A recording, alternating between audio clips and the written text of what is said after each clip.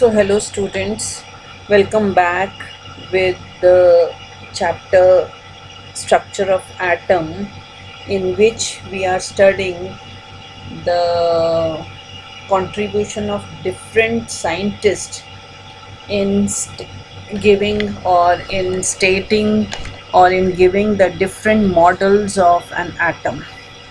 We have already studied Thomson model of an atom and Rutherford model of an atom, and in this video we are going to learn about Bohr's model of an atom.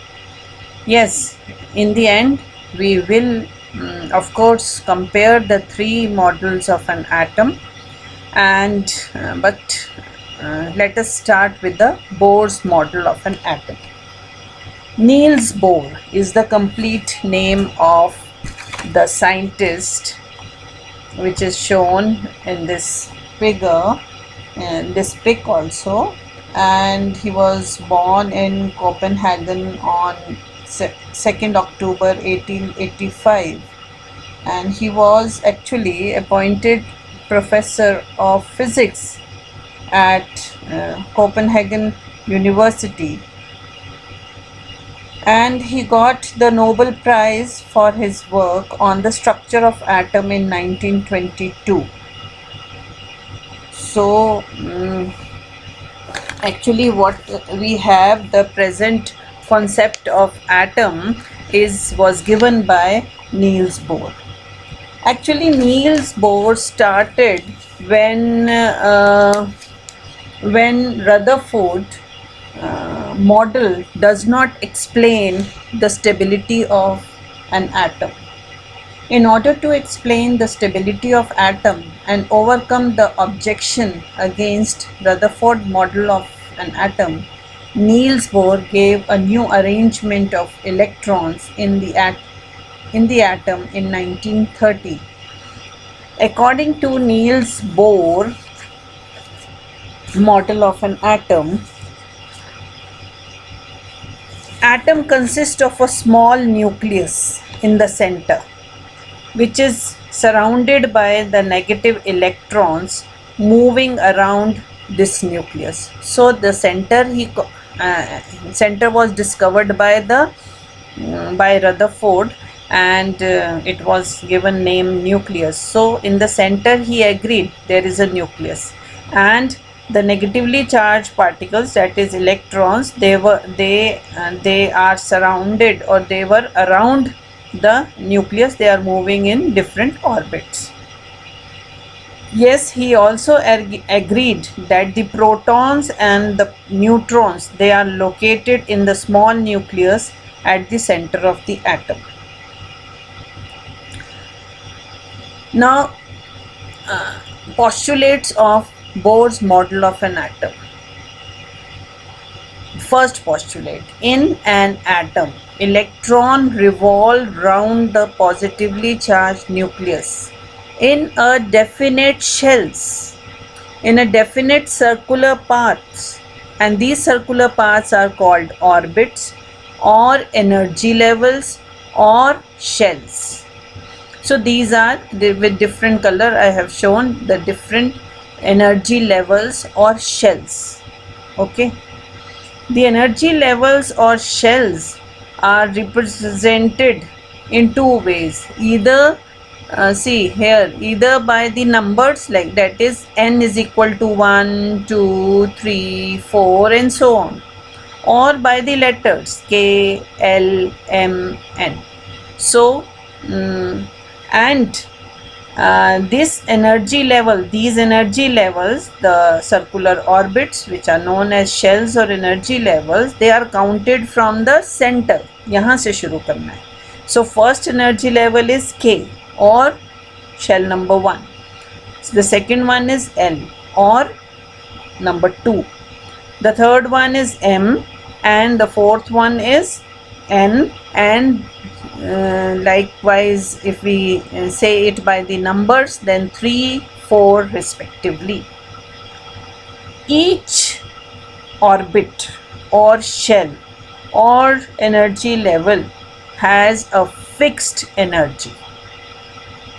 It means that the shell which is nearest to the nucleus is having minimum energy, and the shell which is farthest from the nucleus is having maximum energy level.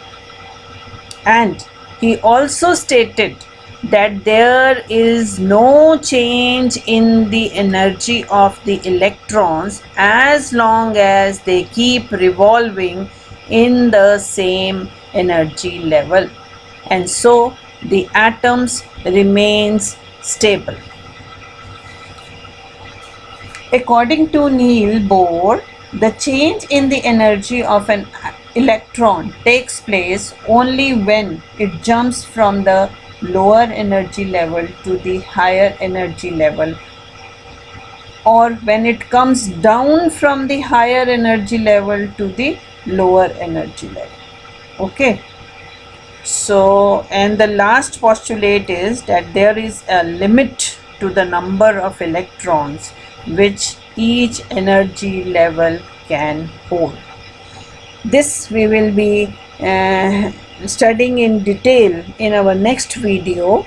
So till then we will be leaving this as it is, but please remember that there is a limit to the number of electrons in each energy level. मतलब एक number fix रहता है कि हर energy level में कितने electrons होंगे, उसका भी एक फॉर्मूला इन्होंने दिया जो हम नेक्स्ट वीडियो में डिटेल्स में पढ़ने वाले हैं. Okay, now let us compare the three models of an atom which were given by three different scientists, that is Thomson's model, Rutherford's model and Bohr's model. Thomson model stated that atom is like a plum pudding. Yes, the atom has the sphere positive charge and the electrons are spread randomly all over in the sphere like a plum pudding. So he said that there is a positive charge as well as there is a negative charge, and these two charges are equal and opposite, and that is why he said that atom is electrically neutral. Okay, so from Thomson model the plus point is atom is electrically neutral. Now came Rutherford. Rutherford said that sphere of positive charge in center is called nucleus. Means discovery of nucleus was given by Rutherford. He said that atom has a center and this center is positively charged and it is known as nucleus.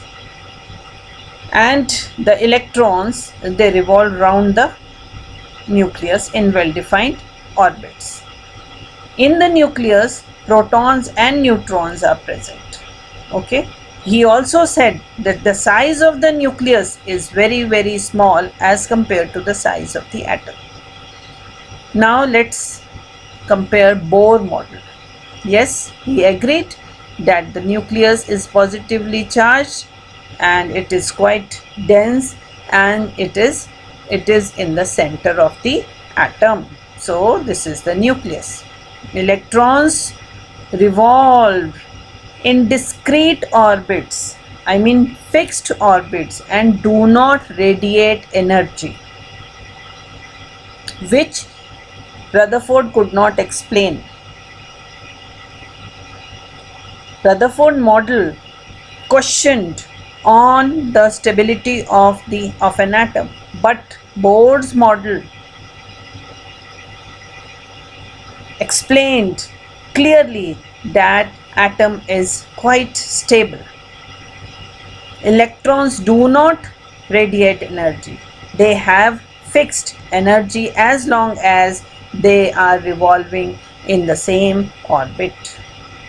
And yes, very important part of the Bohr's model is that the orbits are named as energy shells or energy levels, and they are named as K, L, M, N, or with a small letter n, which can be equal to 1, 2, 3, 4, and so on.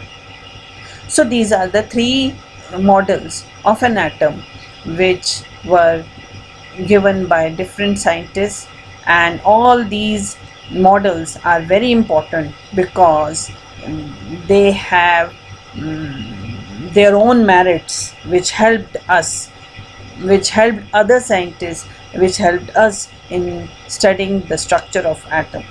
Thank you.